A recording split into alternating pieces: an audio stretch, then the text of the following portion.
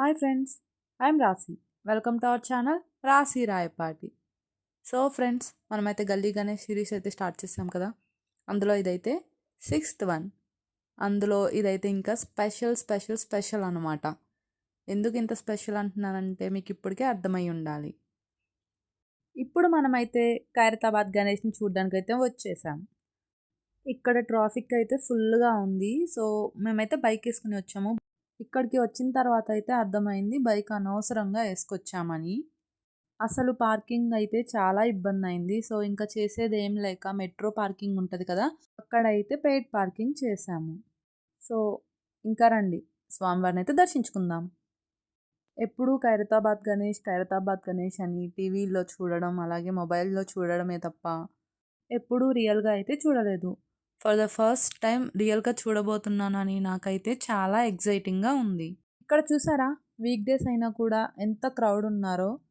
నేను ఇదే ఎక్కువ అనుకున్నాను, కానీ సాటర్డే సండే అయితే ఇంకా ఎక్కువ క్రౌడ్ అయితే ఉంటారంట. సో వీకెండ్తో పోల్చుకుంటే ఇప్పుడు క్రౌడ్ అయితే కొంచెం తక్కువనే ఉన్నారనిపించింది.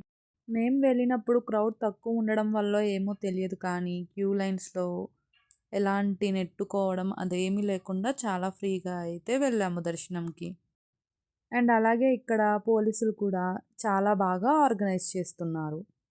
నేను ఒక్కొక్క అడుగు వేస్తూ ముందుకు వెళ్తుంటే స్వామివారిని ఇంకా దగ్గరగా చూడబోతున్నానని నాకైతే చాలా అంటే చాలా హ్యాపీగా అనిపించింది. సో ఫైనల్లీ వచ్చేసాం, మనమైతే స్వామివారి ముందుకి వచ్చేసాం. సో స్వామివారిని ఇంత దగ్గర నుంచి చూడడం నేనైతే చాలా అదృష్టంగా ఫీల్ అయ్యాను. మీరు కూడా చూడండి, స్వామివారు ఎంత నిండుగా ఎంత కలగా ఉన్నారో. ఇంకా నాతో పాటు మీరు కూడా స్వామివారిని మంచిగా దర్శించుకోండి. ఈ ఖైరతాబాద్ గణేష్ విగ్రహం యొక్క హైట్ వచ్చేసి 69 ఫీట్స్. ఈ బొజ్జ గణపతిని చూడడానికి నాకైతే అసలు 2 కళ్ళు సరిపోలేదు. నేనైతే మ్యాక్సిమం ఒక 10 మినిట్స్ అయితే అలా ఒక సైడ్కి నుంచొని స్వామివారిని చూస్తూ ఉండిపోయాను. ఇక్కడ చూసారా, స్వామివారికి కుడివైపున అయితే లక్ష్మీదేవిని ఉంచారు. ఇక్కడ ఈ సంవత్సరం ఖైరతాబాద్ వినాయకుడు అయితే 3 మొహాలు కలిగి ఉన్నారు. ఈ బొజ్జ గణపతిని 150 మందికి పైగా కళాకారులు అయితే కలిసి చేశారంట. అంతేకాదండి, శ్రీ విశ్వశాంతి మహాశక్తి గణపతి అని పిలువబడే 2025 ఖైరతాబాద్ గణేష్ ఖర్చు 1 నుండి 1.5 కోట్ల మధ్య ఉంటుందని నివేదించబడింది. ఈ గణేశుడి విగ్రహం దేశంలోనే అత్యంత ఖరీదైన వాటిలో ఒకటిగా నిలిచింది. అసలు మీకు ఈ ఖైరతాబాద్ గణేశుడి చరిత్ర తెలుసా? అంటే ఎవరు స్టార్ట్ చేశారు, ఎప్పుడు స్టార్ట్ చేశారు అనేది? బాలగంగాధర్ తిలక్ పేరుతో సింగరి శంకరయ్య గారు 1954లో ఖైరతాబాద్లోని ఒక ఆలయంలో మొదట ఒక అడుగుతో గణేశుడి విగ్రహం అయితే ప్రతిష్ఠించారు. అలా ఆ విగ్రహం యొక్క ఎత్తు 2014 వరకు ప్రతి సంవత్సరం 1 అడుగు చొప్పున పెరుగుతూ 60 అడుగులకు చేరుకుంది. అప్పుడు హుసేన్ సాగర్కు వెళ్ళే మార్గం ఈ వినాయకుడు పరిమితికి మించి లేకపోవడంతో వినాయకుడి యొక్క పరిమాణాన్ని తగ్గిస్తూ వచ్చారు. మళ్ళీ తిరిగి 2019లో విగ్రహం యొక్క ఎత్తు 61 అడుగులకు చేరుకుంది.